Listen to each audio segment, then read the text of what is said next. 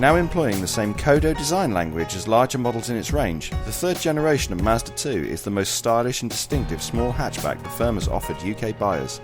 With its sights aimed squarely at Skoda's new Fabia, Vauxhall's refreshed Corsa and the Volkswagen Polo, the new Mazda 2 has typically for the firm gone about things in a different way. Particularly with petrol motors, many car manufacturers are shrinking the engine capacity and adding a turbocharger to boost power up to levels customers have become accustomed to. Not Mazda. Mazda's petrol engines, all 1.5s, are naturally aspirated and are offered in 3 power outputs: 74 brake horsepower, 89 brake horsepower and 113 brake horsepower. Despite the engine's relatively large capacity by small hatchback standards, performance and economy in most instances shade those of the Mazda 2's rivals, thanks to the firm's pursuit of Skyactiv technology, the name given to a suite of initiatives to boost efficiency and save weight. Putting those efficiencies into context, all Mazda 2s emit 117 grams of CO2 or less, while the least economical engine choice still has the official claim of 56.5 miles to the gallon.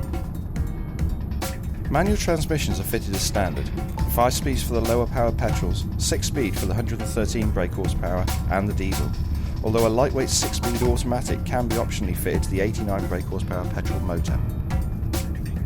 Aside from the special Sports Launch Edition, the regular Mazda 2 range will comprise of 5 trim levels, and all barring the base SE model will feature the 7-inch coloured touchscreen and MZD Connect, a function that allows you to hook up your smartphone to access various online services through the car.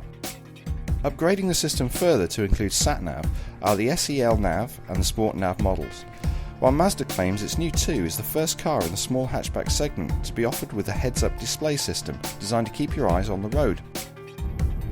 Mazda has gone to great lengths to enhance the new 2's refinement levels, with a range of petrol engines that are barely audible at idle speeds. Great care has been taken to minimise all kinds of exterior noise from entering the cabin. The sense of calm is amplified by the comfort-based suspension. If you spend most of your time driving away from urban confines, then the 113 brake horsepower 1.5 petrol engine makes perfect sense, although it's only available in the range-topping Sport Nav version that we are driving. Peak torque is 148 Nm and is the same as the 89 brake horsepower engine, but with a 6-speed manual gearbox. This means you can extract the performance without changing gear quite so much. Top speed is 124 miles an hour, while the 0 to 62 mile an hour sprint time is dispatched in 8.7 seconds. As comfortable and competent as the Mazda 2's handling characteristics are, don't expect to feel like you're in a racing car. Rather than showcasing the agility afforded by the weight-saving efficiency measures, Mazda instead chose to maximise the 2's refinement and sense of being in a bigger car, both to the driver and passengers. This is no bad thing, and largely this brief's been successfully undertaken. Ride quality is good both at slower urban speeds and going faster along motorways, with good body control. The 2 corners accurately too, the grippy tyres holding on well until gently pushing wider in faster bends when too much speed nudges it into a little understeer. Body roll is kept neatly in check, including during rapid changes of direction, allowing the Mazda to feel stable and assured. By stretching the car's wheelbase by 80mm and moving the cabin rearwards by the same amount, the additional interior space has been a welcome boost to the Mazda 2's comfort levels. With the rear seats up, the 2 provides 280 litres of boot space. Fold the rear seats over and that capacity extends to a maximum of 950 litres. It's not unusual for Japanese cars to have interiors that are well built but constructed of firmer plastics than those employed in many European cars, and in this regard the Mazda 2 is no different.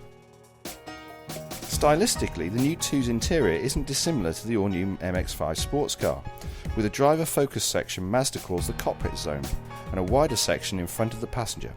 The reasoning is that driver distraction is minimised with all the key information directly in front of them, while controls for the aircon and infotainment system, which aren't looked at as frequently, are to the side where the front passenger can access them equally well. On the road, the 2's a calm car to travel in. The interior is free of niggling squeaks and rattles, while noise from tyres and air rushing over the door mirrors and around the windscreen pillars is kept impressively low.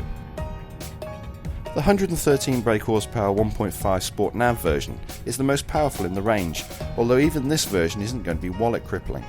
With CO2 emissions of just 117 grams per kilometre and a claimed fuel consumption of 56.5 miles per gallon, it should still be within the financial reach of most Mazda 2 customers.